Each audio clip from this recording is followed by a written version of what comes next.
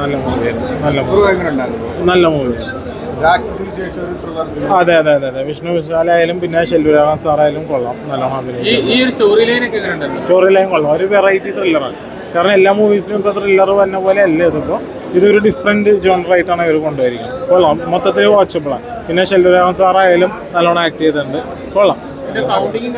സൗണ്ടിങ്ങും എല്ലാം സൂപ്പറാണ്.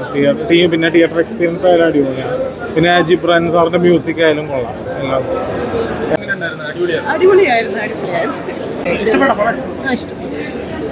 എല്ലാം ഒന്നുമില്ല, ലാഗില്ല, മെസ്സേജ് നൈസ് പടമാണ്.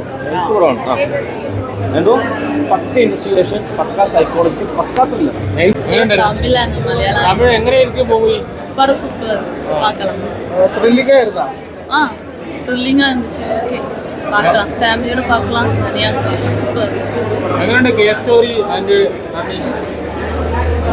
നടിപ്പ് பெஸ்ட்டு. വേണമെങ്കിൽ പ്രേക്ഷകർ കണ്ടുപിടിക്കാം. അങ്ങനെ രീതിയിൽ കുറച്ച് ട്വിസ്റ്റുകൾ പറയുന്നുണ്ട്.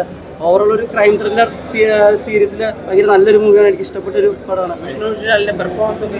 അല്ല ബ്രോ, നമ്മൾ ഓൾറെഡി കണ്ടിട്ടുള്ള രാക്ഷസിലെ ഒരു crime thriller psycho thriller investigation ചെയ്യുമ്പോൾ അങ്ങനെയൊക്കെ ആയിരിക്കും നമ്മൾ ഓൾറെഡി കണ്ടിട്ടുള്ള ആ ഒരു മാറ്റമില്ല. പെർഫെക്റ്റ് തന്നെ ചെയ്തിട്ടുണ്ട്. പ്രതീക്ഷിക്കാത്ത രീതിയിലുള്ള ഒരു പടമാണ്. കാരണം ഇതിൻ്റെ സ്റ്റോറിയിൽ ബ്രില്യൻസ് ഉപയോഗിച്ചിട്ടുണ്ട്. ഒരുപാട് ബ്രില്യൻസ് ഉപയോഗിച്ചുള്ള സ്റ്റോറിയാണ്.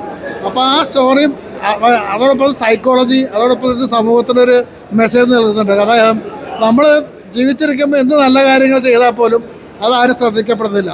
പക്ഷേ മരണശേഷം ആണ് നമ്മൾ കൊല്ലരാത്ത പണി ചെയ്തപ്പോൾ നമ്മൾ നല്ലവരായിട്ട് ചിത്രീകരിക്കപ്പെടും. ഈ പടത്തിൻ്റെ ഒരു സസ്പെൻസാണ്. അത് ഞാനിപ്പോൾ പറയാൻ പാടില്ലായിരുന്നു. രാക്ഷസം പോലെ ഒരു അടിപൊളി പടമാണോ? രാക്ഷസന് വേറെ സ്റ്റൈലാണ്. രാക്ഷസനും ക്രൈം ത്രില്ലറാണ്, ഒരു ഇതാണ്, അന്വേഷണമാണ്. പക്ഷേ ഇതും അതേപോലെ തന്നെയാണ്. പക്ഷേ ആ ഒരു രീതിയിലല്ല. അതൊരു എന്താ മിസ്റ്റിക്കാണ് പോകുന്നത്. ഇതൊരു മിസ്റ്ററി അല്ല, ഇതൊരു ക്രൈം ത്രില്ലറാണ്. ആ രീതിയിലാണ് പോകുന്നത്.